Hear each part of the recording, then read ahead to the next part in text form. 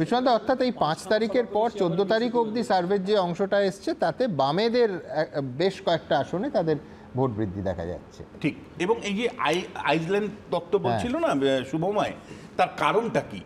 রায়গঞ্জ, 2 মালদা, ইয়েতে আপনাকে মুর্শিদাবাদে, এখানে when minority is in majority, অর্থাৎ এখানে মুসলমান সম্প্রদায়ের মানুষরাই হলো সংখ্যাগরিষ্ঠ, ফলে তাদের আচরণগত মানে পলিটিক্যাল বিহেভিয়ার সবসময় আলাদা হয়েছে। আপনি যদি লক্ষ্য করেন যে এই আইল্যান্ড থিওরিটা আজকের নয়, যখন তৃণমূল কংগ্রেস তৈরি হলো, কংগ্রেস কিন্তু এই কয়েকটা জায়গাতে নিজের মতন আইল্যান্ড বাঁচিয়ে রেখেছিল। আপনি আরো কয়েকটা উদাহরণ নিন, কুলতলি, জয়নগর, এত ঝড় সত্ত্বেও বছরকে বছর এসইউসিআই জয়ী হয়েছে, ফলে আইল্যান্ড তত্ত্ব ভেরি মাচ দেয়ার। এবং পশ্চিমবাংলার ক্ষেত্রে যে এই ছবিটা আপনি দেখাচ্ছেন যে কেন বাম কংগ্রেস এই কয়েকটা সিটে একটু ত্রিমুখী লড়াইয়ের মধ্যে আছে, তার কারণটা হলো এখানে সংখ্যালঘু মুসলিম সম্প্রদায়ের বেশিরভাগ আসনগুলোতেই তাদের সংখ্যা বেশি, এবং সেখানে এরা মেজরিটি বিহেভিয়ার করছে। ফলে আমার সার্ভেয়াররা বলছেন যে কখনো দ্বিতীয় কখনো তৃতীয় এই রকম একেবারে। এবং আমি আপনাকে বলছি এখানে শেষ বেলায় আমার একটা ভয় শুধু, যে শেষ বেলায় বাম কংগ্রেসের একটা মানে ভয়ঙ্কর সম্ভাবনা হতে পারে, সেটা হলো তৃণমূল এবং বিজেপি যে ধরনের হিন্দু এবং মুসলিম পোলারাইজেশনের রাজনীতি করে, বিশেষ করে রামনবমীর মিছিলকে কেন্দ্র করে আমি জানি না কোন ঘটনা সাজিয়ে রেখেছে মুর্শিদাবাদ মালদার জন্য, যদি সেরকম না করে তাহলে কংগ্রেস এবং বামেরা কিন্তু রীতিমতন লড়াইয়ের মধ্যে থাকবে।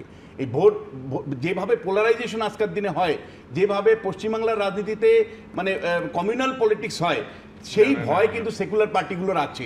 আদারওয়াইজ আমি বলবো যে এই island theory is very much there, এবং সংখ্যালঘু মুসলিমদের মধ্যে অবশ্যই স্ট্রংলি প্রোটেস্ট করছে। প্রথম কথা হচ্ছে এটা ধরে নিচ্ছে যে হিন্দুরা সবাই কমিউনাল পোলারাইজড এবং তাদের বোঝালে সবাই হিন্দু বলে বলছেন। আই এম সরি, আমি বলবোই এটা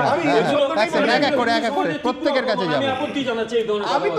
হিন্দুদের প্রাণের উৎসব হচ্ছে রামনবমী, সেই রামনবমী হলো হিন্দুরা পোলারাইজড হয়ে যাবে। আমি রামনবমী শব্দটাই বলিনি, আমি বলেছি রামনবমী কেন্দ্র করে। আমি বলছি মানুষ এই কমিউনাল রাজনীতি হয় না বাংলার বেতে, বাংলার মানুষ চলে রাজনৈতিক সচেতন দেখা যাচ্ছে, কারণ বিজেপি যাচ্ছে আমরা 100 দিনের কাজকে ইস্যু করে ভোটে যাচ্ছি, তাহলেই বোঝা যাচ্ছে কারা কমিউনাল রাজনীতি করে। যেটা বিমলদা আগে বলছিলেন, আমি সেখানে একটা সেন্টেন্স বলতে চাইছিলাম, উনি বলছিলেন না যে বামেদের জামানত জব্দ হয়ে যাবে। আসলে বামেদের যে ভোটটা রামে শিফট হয়েছিল, বামরা আবার সেই ভোটটা নেমে পড়েছে এদের বাঁচাতে। বিজেপি যেটা সেটিংটা হচ্ছে মানে তাহলে তো তন্ময় তুমি বলছো যে বামেদের যদি ভোটটা শিফট হয় তাহলে তো বামেদের রাজ্য জুড়ে ভালো ফল হবে। হ্যাঁ, তো আমরা বলছি তো বিজেপি ফল আরো খারাপ হবে, বিজেপি আরো ফল খারাপ হবে। কৃষ্ণ নাম জপছে, বাম নাম জপছে, যদি কিছু ভোট সত্যি খুব অদ্ভুত বিষয়, মানে শূন্য বামেদের নিয়ে এতক্ষণ আলোচনা, এটা মহা বিপদের ব্যাপার। বামেরা শূন্য, বামেরা আইল্যান্ডের মধ্যে একটু বসে আছে, সার্ভে করে বামেদের এত আসন থেকে ভোট দেখিয়ে দিয়েছো, তা আলোচনা করব না তো কি করব? এরা হাস্যকর একেবারে, বামেরা ভোট পাবেই না। আমি বলে দিই, আরে সমীক্ষা আমি ভয় পাচ্ছি, আমিও পড়েছি, এটা একটা চাই পেয়েছি, আমি বলছি এমনি 6% ভোট পাচ্ছে। আমি বিমলা একটা জিনিস বুঝতে পারছি না, বামেরা তো এই সমীক্ষায় বামেরা 6% ভোট পেয়েছে, আসন পাওয়া নিয়ে সন্দেহ আছে, এত টেনশন করার কোনো কারণ নেই। আমি বলছি মূল যে কথাটা সেটা হচ্ছে, মূল যে কথাটা সেটা হচ্ছে,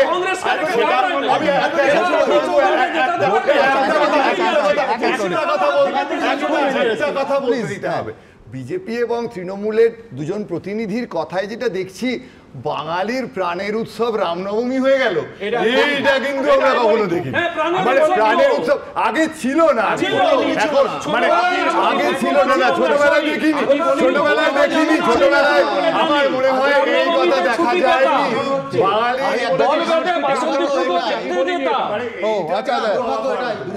তন্ময় বলছে, কি বললেন তুমি? বলছি যে এই একটা যে কোনো জিনিস চাপিয়ে দেওয়া, সেটাকে সাংস্কৃতিক আগ্রাসন বলে এবং সেটাকে নিয়ে রাজনীতি করা। রামনবমী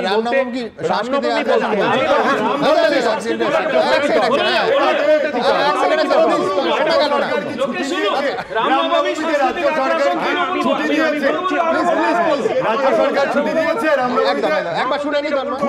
মৃত্যুদিনে রাজ্য সরকার ছুটি দিয়েছে। আপনি না, এই প্রশ্ন আসবে। এই যে competitive communalism-এর প্রশ্ন আসবে। এই প্রতিযোগিতামূলক সাম্প্রদায়িকতা, পশ্চিমবঙ্গে এই প্রশ্ন আসবে। তৃণমূল এমন দল রামনবমীর মিছিলে বোমা মারে, রামনবমীর দিন আবার সেখানে ছুটিও দেয়। এই হচ্ছে তৃণমূল। This is Trinamool. রামনবমী বলতে আমরা ছোটবেলা থেকে যেটা দেখে এসেছি যে এই দিনে হালখাতা হয়, সেখানে হচ্ছে পূজা। দাঁড়ান আমি শেষ করি, আপনি বলুন। পয়লা বৈশাখ জানি, আমাকে বলতে দিন, আমাকে বলতে দিন, আমি বলি। সেটা হচ্ছে সেটাকে আমরা রামনবমী বলে এসেছি। আপনি যদি প্রমাণ চান, আমি এখান থেকে ফোনে গ্রামে 10টা লোককে ধর, সেই দিন আমরা রামনবমী করি, এটা না, এইটা হচ্ছে ফ্যাক্ট। এখন বক্তব্য হচ্ছে আমরা বলছি রামনবমী আমরা একটা ফরম্যাটে দেখে এসেছি, যে ফরম্যাটকে বিজেপি এখানে নিয়ে আসছে, অস্ত্র নিয়ে মিছিল। আমি বলছি এইটা কালচারাল অ্যাগ্রেশন, এই অ্যাগ্রেশনটাকে আমি বিরোধিতা করছি। আমি এই অ্যাগ্রেশনটাকে বিরোধিতা করছি।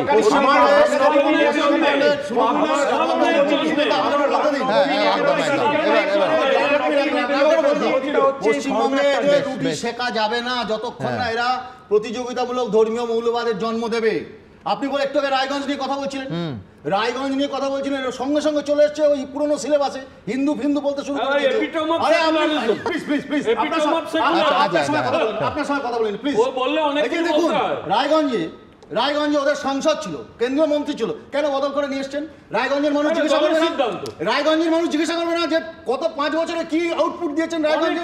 তাই ভিক্টরের জয়ের সম্ভাবনা আছে। তাই আমরা বলছি এরা রাজনীতিকে দূরে সরিয়ে একজন রাম মন্দির, একজন জগন্নাথ মন্দির পশ্চিমবঙ্গে কম্পিটিটিভ পোলারাইজেশন তৃণমূল হচ্ছে সবথেকে বেশি দায়ী বিজেপির উত্থানের জন্য। বিজেপির চারা গাছকে মহিরুতে পরিণত করেছে এই তৃণমূল কংগ্রেস।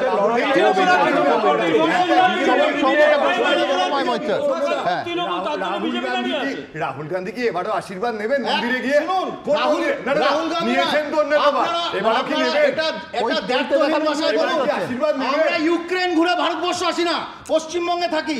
2011 সালের আগে পশ্চিমবঙ্গে বলুন এই রাম মন্দির নিয়ে এত রাম নিয়ে এত উত্তেজনা ছিল, আমরা সবার আরাধ্য দেবতা।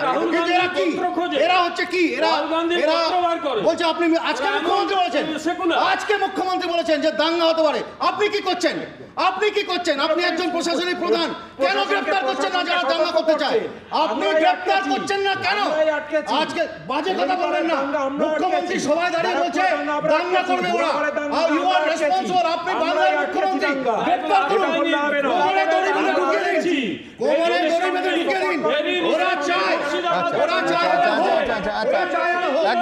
একদম কিন্তু ওরা চায় এটা হোক। বেলডাঙ্গাতে গত 2-3 দিন ধরে কি ঘটছে? আমি শুধু একটাই যে শব্দের দাঙ্গা, ডেসিবেলের দাঙ্গাটা যেন না হয় স্টুডিওতে, বড্ড পীড়াদায়ক। হ্যাঁ, অত্যন্ত শান্তভাবে বলছি যে না আপনি শান্তভাবেই বলছি, আপনি ডেসিবেলের দাঙ্গা করবেন না। ডেসিবেলের করছি না। আমি যে কথাটা বলছি শুভমা ওর কথা শুনেই বলছি না, লেনিনও বলেছি না, অনেকেই নাম বলেছি, কিন্তু না লেনিন আমার সঙ্গে এসে গেলে এইবার কথাটাকে ঘুরিয়ে দেবেন না। এই যে কথাটা বলা হচ্ছে 6টা লোকসভা আসনে, এই যে কথাটা বলা হয়েছিল এক ত্রিমুখী লড়াই হতে পারে, সত্যি কথা। 6% ভোট যদি 6-12% হয় তাহলে কখনো দ্বিমুখী হতে পারে না। বিজেপি কমবে, ফলে কি হবে? বিজেপি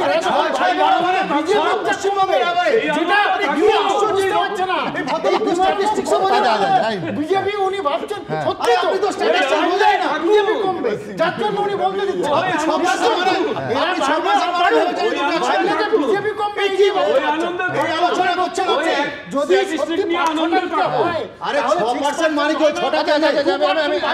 এখান থেকে রাজনীতির সূত্রটা ধরে নি যে বিশ্বনাথ, সত্যি কি মনে হয় যে বামেদের ভোট বাড়লে, যেটা ইতিমধ্যেই তর্কের বিষয় হিসেবে উঠে এলো মানে অত্যন্ত গোদাভাবে, সেটা হচ্ছে যে বাম কংগ্রেসের ভোট বাড়লে কোথাও একটা তৃণমূলের সুবিধা হবে? আমি খুব পরিষ্কার করে বলছি, রায়গঞ্জ, উত্তর মালদা, দক্ষিণ মালদা তে যদি বামেদের ভোট বাড়ে তাহলে বিজেপি ওই আসনগুলোতে জয়ী হবে। একটা একদম পরিষ্কার যে বামেদের যদি ভোট বাড়ে তাহলে কেন বামেরা ভোট বেড়ে তারা আসন জয় করতে পারবে না?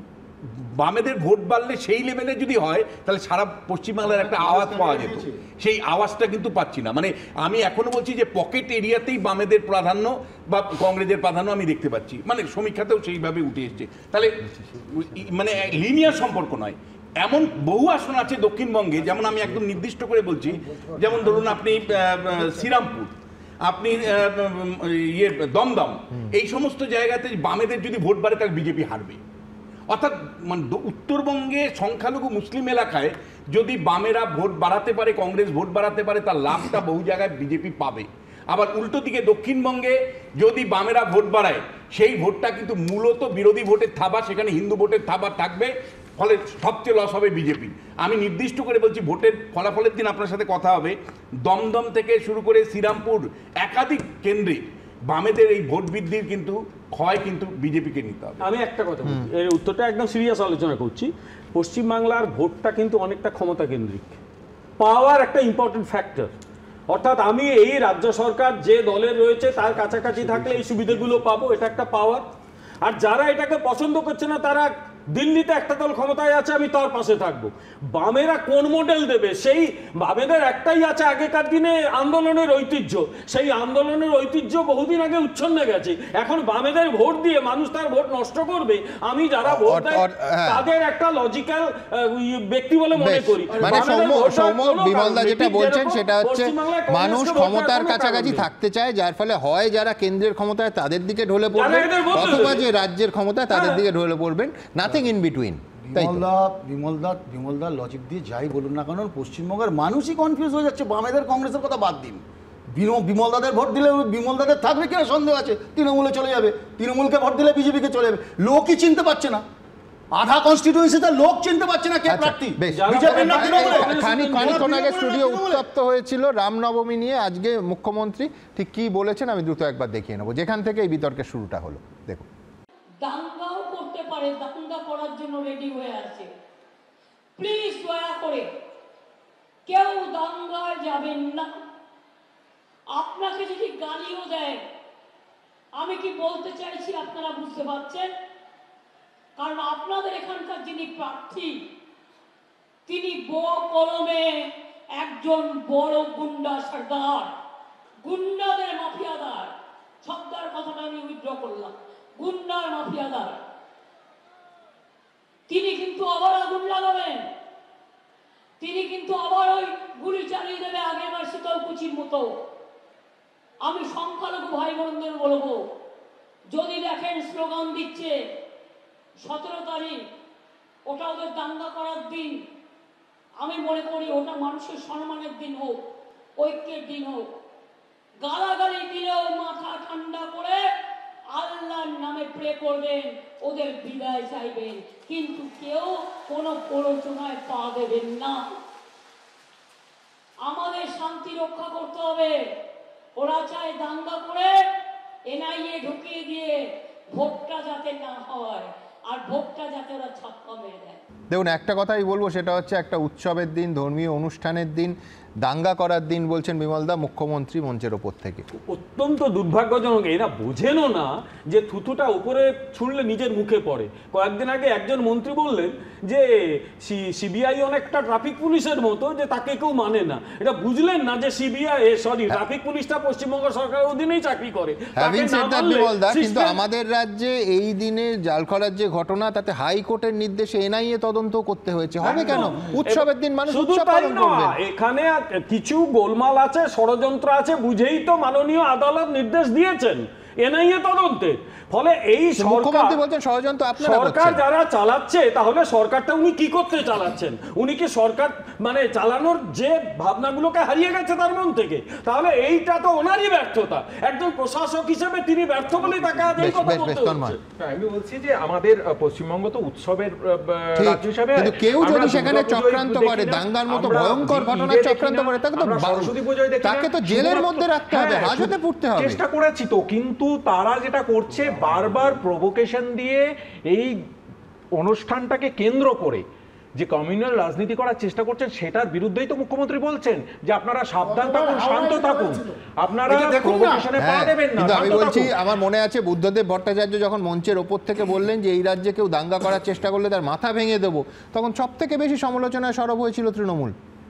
না, এই যে মাথা ভেঙে দেবো, আমাদের মুখ্যমন্ত্রী আমি বলছি দাঙ্গার চক্রান্ত করলে তাকে গড়াতে পুরতে হবে।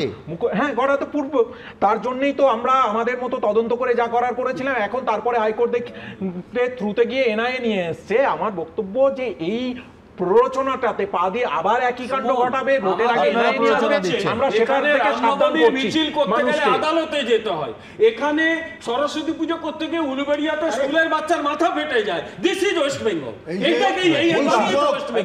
মানে রাজ্য সরকার তদন্তে সফল হয়নি বলেই তো হাইকোর্ট শেষ পর্যন্ত এনআইএ কে তদন্তের নির্দেশ দিয়েছে।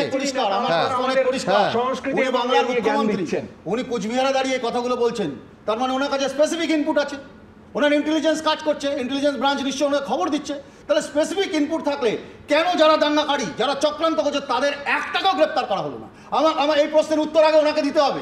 একটা দাঙ্গা হলো দায়ী থাকবেন উনি। আমি মনে করি যে একজন মুখ্যমন্ত্রী যখন বলবেন তখন সৌহার্দ্যের বক্তব্যটা আসবে। মানে যখন শব্দ দাঙ্গা ইউজ করছেন, এনআরসি তার সঙ্গে লিঙ্ক করছেন, তার মানে উনি পলিটিক্যাল ন্যারেটিভ তৈরি করছেন। এই পলিটিক্যাল ন্যারেটিভ হলো পোলারাইজেশনের রাজনীতি, যেটা বিমলদা বুঝলো না, আমাকে সমালোচনা করলো। কিন্তু আমি খুব পরিষ্কার করে বলতে চাই আপনাকে, আমরা মনে করি যে একজন দায়িত্বশীল মুখ্যমন্ত্রী তিনি সৌহার্দ্যের কথা বলবেন, সৌভ্রাতৃত্বের কথা বলবেন। মাইক্রোফোন ধরে তিনি দাঙ্গা এবং তারপরে এনআরসি দুটো শব্দ যখন পরপর ইউজ করছেন, তিনি পলিটিক্যাল ন্যারেটিভ কথা বলছেন, পলিটিক্যাল ন্যারেটিভ তৈরি করতে চাইছেন। যে পলিটিক্যাল ন্যারেটিভ করছেন বিজেপি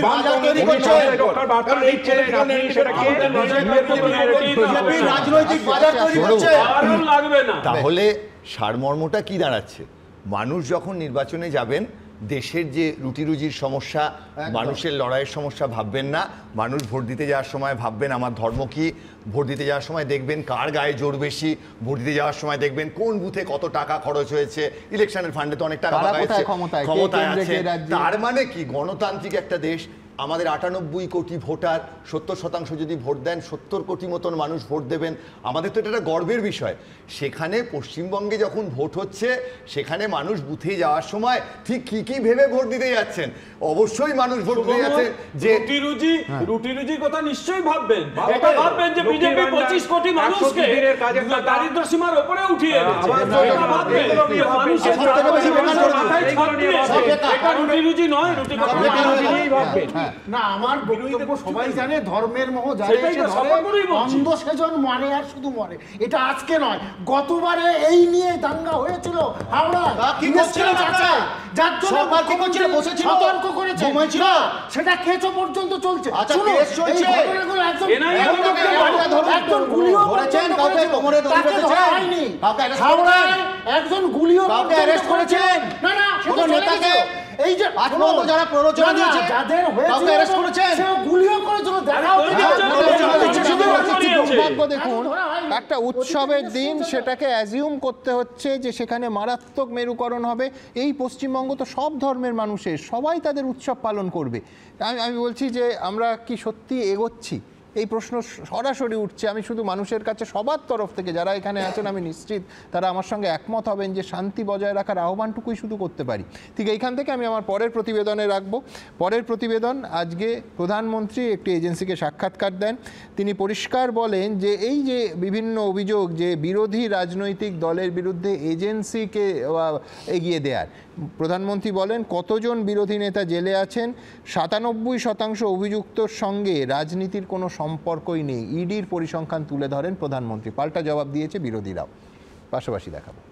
और मेरा ये कमिटमेंट है जी, मैं ये कन्विंस हूं कि भ्रष्टाचार ने देश को तबाह करके रखा है। हमें देश में से भ्रष्टाचार के खिलाफ लड़ाई लड़नी चाहिए, पूरी ताकत से लड़नी चाहिए। দুর্নীতি লোকসভা ভোটের আগে বিরোধীদের পরাস্ত করতে বিজেপির অন্যতম অস্ত্র এটাই। আর 7 দফার ভোট পর্বে তারা যে এই অস্ত্রেই আরও শান দেবে তা সোমবার ফের বুঝিয়ে দিলেন স্বয়ং নরেন্দ্র মোদী। লোকসভা ভোটের মুখে ঝাড়খণ্ডের প্রাক্তন মুখ্যমন্ত্রী হেমন্ত সোরেন থেকে দিল্লির মুখ্যমন্ত্রী অরবিন্দ কেজরিওয়াল, বিরোধীদের একের পর এক হেভিওয়েট নেতাকে গ্রেফতার করেছে ইডি। তাদের নিরপেক্ষতা নিয়ে জোরালো প্রশ্ন তুলছে বিরোধীরা। এই প্রেক্ষাপটে লোকসভা ভোটের মাত্র 4 দিন আগে এনআইকে দেওয়া সাক্ষাৎকারে ইডির পাশে দাঁড়ালেন নরেন্দ্র মোদী। ईडी ने जितने केसेस किए ना उसमें से सिर्फ देश को समझना सिर्फ 3% ही पॉलिटिकल लोग इन्वॉल्व है जिन पर एक केस हुए हैं। 97% जिनका राजनीति से कोई लेना देना नहीं, ऐसे लोगों को हुआ है।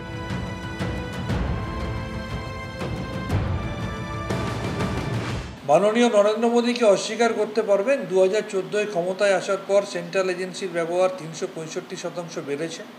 তিনি কি অস্বীকার করতে পারবেন তার মধ্যে 95% বেছে বেছে বিরোধীদের বিরুদ্ধে ব্যবহৃত হচ্ছে? তিনি কি অস্বীকার করতে পারবেন যে হেমন্ত বিশ্ব শর্মার বিরুদ্ধে সারদা কেস চলছিল, তিনি বিজেপিতে যোগদান করার পর তিনি মুখ্যমন্ত্রী হয়ে গেলেন? সম্প্রতি একই দিনে ওয়াশিং মেশিনে সাংবাদিক বৈঠক করে কংগ্রেস এবং তৃণমূল দাবি করে দুর্নীতিতে অভিযুক্তরা বিজেপিতে যোগ দিলেই 7 খুন মাফ হয়ে যাচ্ছে। এই দিন তা নিয়ে প্রশ্ন করা হয় প্রধানমন্ত্রীকে। वो कह रहे हैं लड़े कैसे, आप या तो ऑपोजिशन लीडर्स को जेल में डाल रहे हैं या फिर अगर वो आपकी पार्टी में आ गए तो सारे पाप धुल गए। कितने ऑपोजिशन लीडर जेल में हैं? कोई मुझे बताए। और क्या यही ऑपोजिशन लीडर उनके सरकार चलाते थे? या जेल का डर है? डर तो पाप का होता है जी, ईमानदार को क्या डर होता है? हाँ, ওই ওয়াশিং পাউডার নির্মার মতো ওয়াশিং মেশিন মোদি চালু হয়ে গেছে দেশে। মোদি নামের একটা ওয়াশিং মেশিন, যে মেশিনে গেলে পরে শুদ্ধ হয়ে যাওয়া যায় এবং ভারতবর্ষের সমস্ত চোর ডাকাতেরা সেই মেশিনকে তাদের আশ্রয়স্থল হিসাবে বেছে নিয়েছে। 2014 पहले इसी ईडी ने देश में से 34 लाख रुपए 34 लाख रुपया कैश जब्त किया था। पिछले 10 साल में हमने 2200 करोड़ रुपया कैश जब्त किया है, 2200 करोड़ रुपया कैश जब्त किया है। कहाँ 34 लाख, कहाँ 2200 करोड़। 34 लाख रुपया एक बैग में आ जाता है, 2200 करोड़ रुपया शिफ्ट करना है, 70 ट्रक लगेंगे। इसका मतलब ये है कि ईडी सही काम कर रही है, कैश पकड़ा है। আপনি দিল্লিতে নিয়েছেন, আপনি অন্য জায়গায় নিয়েছেন, কিন্তু পশ্চিমবঙ্গে আপনি নেননি। তার কারণ আপনাদের তু তু ম্যায় খেলার যে সেটা থাকবেই আপনারা। আর ইডিকে সক্রিয় করে দুর্নীতিবাজদের গ্রেপ্তার করতে আসেননি। শেষ অবধি দুর্নীতি ইস্যু লোকসভা ভোটে কত বড় ফ্যাক্টর হয় তা বোঝা যাবে 4 জুন। অর্ণব মুখোপাধ্যায়, উজ্জ্বল মুখোপাধ্যায় ও অনির্বাণ বাগচির রিপোর্ট, এবিপি আনন্দ। সুনীল গঙ্গোপাধ্যায় লিখেছিলেন, কাঁটা ছাড়ানো মাছের মতো গদ্য লিখলে ক্যাশ আসে। রাজনীতির লোকজনদের অবশ্য ক্যাশের জন্য না গদ্য টদ্য লিখতে হয় না, নির্বাচনী বন্ড নামক মালগাড়িতে চেপে টাকা এমনি চলে আসে। আজ দেশের প্রধানমন্ত্রী বললেন যে নির্বাচনী বন্ড আছে বলেই টাকা লেনদেনের ট্রেল পাওয়া যাচ্ছে। কিন্তু এখানে প্রশ্ন উঠতেই পারে যে সুপ্রিম কোর্ট নির্দেশ না দিলে কারা কাদের কত টাকা দিয়েছে সেটা কি আদৌ সামনে আসতো? এখন ভোটের মুখে এ নিয়ে রাজনীতির দড়ি টানাটানি চলতেই থাকবে। আমরা দড়ির কোনো প্রান্তে থাকি না বলে আবার কেস দেবেন না প্লিজ। দেখুন, কেস দেবেন না প্লিজ।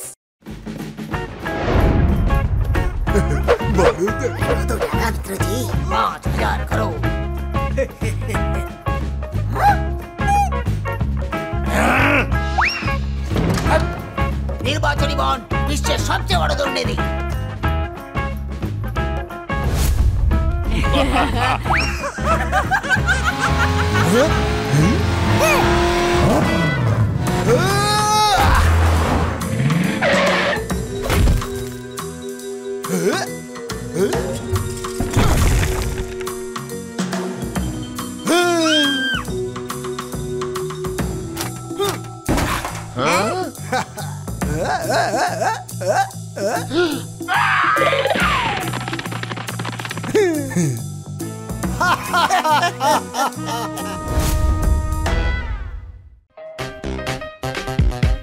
কেস দেবেন না প্লিজ।